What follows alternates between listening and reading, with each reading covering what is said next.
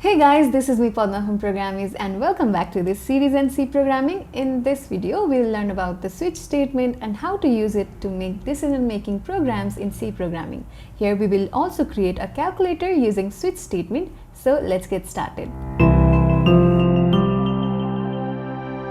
Before we learn about switch statement, let's consider a scenario. We are given a number between 1 to 7 and based on the number we have to print the day of a week. For example, if the number is 1, then the day is Sunday, and if the number is 2, then the day is Monday, and so on. Now we can use the if-else statement for this. However, for every number there should be a separate condition. This will make our program look messy and difficult to understand. For such type of problems, where we have to choose from multiple options, a better approach will be switch statement. Let's start with the syntax of the switch statement first. The switch statement starts with the switch keyword followed by the variable or expression inside the parenthesis. Inside the switch statement, we can create multiple cases, and each cases will have its own value. Now the value of variable or expression is compared with the value of individual cases. If the result of the variable or expression is equals to value 1, then the body of case 1 is executed. Similarly, if the result is value 2, then the body of case 2 is executed, and so on. However, if the result does not match any case, then the body of default is executed. Now let's get back to our original problem of finding the days of the week. On the screen you can see the basic C program. Now I'll create a variable number, int number. Then I'll ask the user to enter the number between 1 to 7. So I'll use printf statement and I'll print the message like enter the number between 1 to 7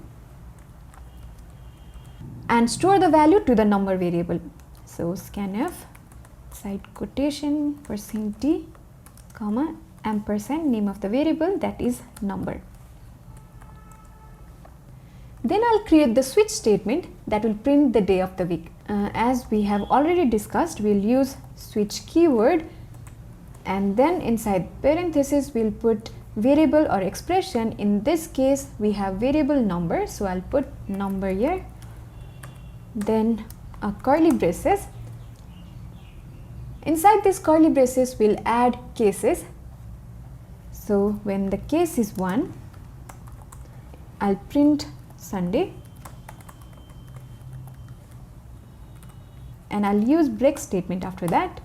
I'll talk about this break statement later on the video, so let's continue. When the case is 2, I'll print Monday. So Monday and break statement. So what I will do is I'll copy this and paste this 5 more times, and at the end I'll put default and I'll print invalid number.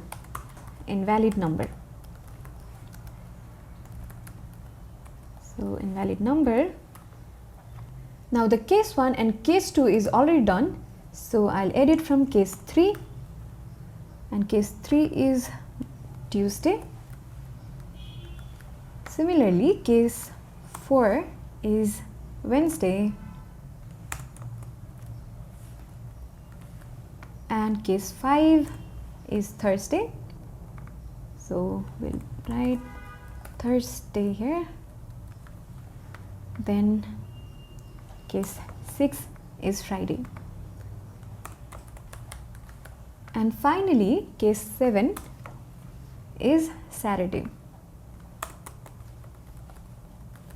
So let's make this as capital. So here I have included cases from case 1 to case 7, and if the user input 1, then this part of code is executed and Sunday will be printed on the screen. And if the user input 2, then this part of code will be executed and Monday will be printed on the screen. However, if the user input any number except 1 to 7, then the code inside default will be executed and invalid number is printed on the screen. Now let me run this program. I'll enter 5 Now the input value 5 matched this case number 5, and Thursday is printed on the screen. Now let me run this code again. This time I'll enter 6. As expected, we get Friday as output.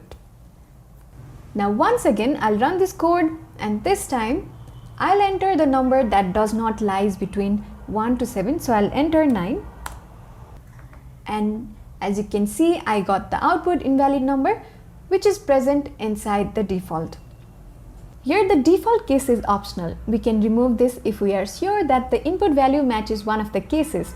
Go ahead and remove the default value and try the code. Here, if you have noticed, I have used break statement inside individual cases. Here this break statement exits the switch statement once the matching case is executed. If we don't use the break statement, all the cases after the matching case will be executed. Now let me show you. I'll remove this break statement from the program. So let's remove this.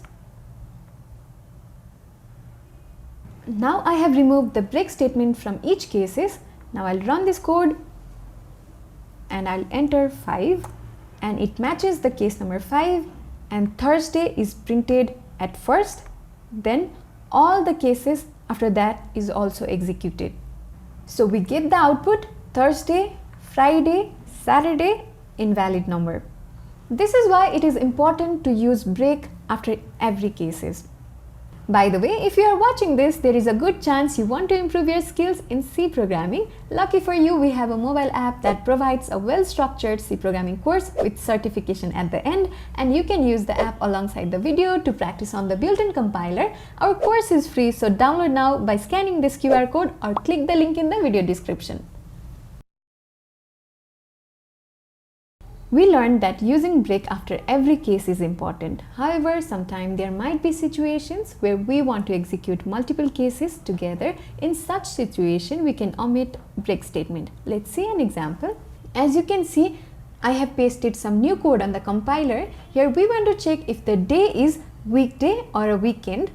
So all the cases from 2 to 6 will print weekday, and the case 1 and case 7 will print weekend, and then the default will be an invalid number.